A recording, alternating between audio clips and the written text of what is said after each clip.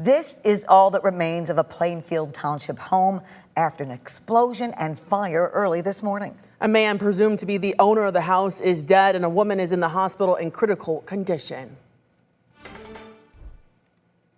Just about half an hour ago, Kent County Sheriff's officials held a news conference where they shared some new information about this investigation. 13 on your side's Michael Martin starts our team coverage right now with what we know about the explosion. Michael, what can you tell us at this hour? Lauren, Juliet, an unexpected announcement from the Sheriff's Department, joined by local fire chief from the Alpine Township Department. They do believe that this case was an attempted murder-suicide with the husband involved. They say that everything they've seen so far leads them to believe that the husband filled the home with natural gas intentionally, intending to cause this explosion, this fire, this destruction of the home that they at one time shared together. We specifically asked if they were living in the home. The pair, they said at one time they shared that home together. At this point or before that explosion, they were not clear. What happens now, they are going to continue this investigative work, multiple agencies, but they wanted to provide this update to let people know that there wasn't a more widespread threat. There were some text message exchanges as well as some statements that are recovered at the scene from the female associated with the residence before she was transported that gave us the indication that this was going to be an isolated incident. Now, there is still a lot more work to do. As we said, multiple agencies coming together to make that happen. So we will see the Kent County Sheriff's Department, local fire departments joined by the ATF. We will get an investigative conclusion at some point down the road. A timeline for that, we just don't have at this point. For now, live in Kent County, Michael Martin, 13 on your side.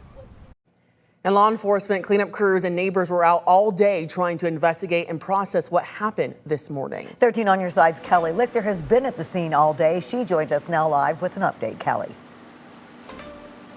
Yeah, Lauren and Juliet, I'm going to step out of the way. This is kind of the first real time that we've been able to get up close to where this house once stood. You can see a burnt out car and what used to be the garage and an opening of a window and just complete and utter destruction of the house. Like you said, we spoke to neighbors all day today. One, we even went into the burning house to rescue that woman. Around 4 a.m. Tuesday morning. Some people shouting, screaming, trying to figure out what exactly was going on and see if they need help or what the situation was. Kurt Dutrazak woke up to what he thought was a lightning strike to his backyard neighbor's house.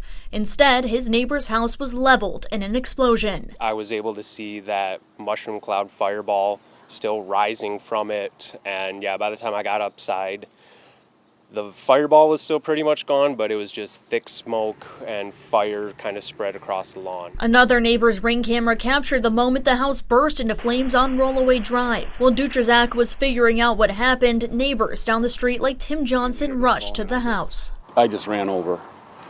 I didn't even put my shoes on. I just ran over. Johnson suffered first and second-degree burns as he worked to get a woman out of the fully ablaze house with no footwear but his socks. The fire was pretty intense, and so it took me a few tries to get in there to get her. He was able to get the woman out with the help of some other neighbors. The woman was assessed at the scene and transported to the hospital in critical condition. I was just doing what I had to do. I wasn't even thinking about any of that. She was alive yet, and I had to get her out. A man was found dead at the scene just before noon as crews worked to clean up what was left of the house. Now, this is an ongoing investigation. The Kent County Sheriff's Office is asking anyone in the neighborhood who has a home security camera that may have caught any part of what happened here this morning to submit it to them as, again, part of that investigation. Lauren and Juliet.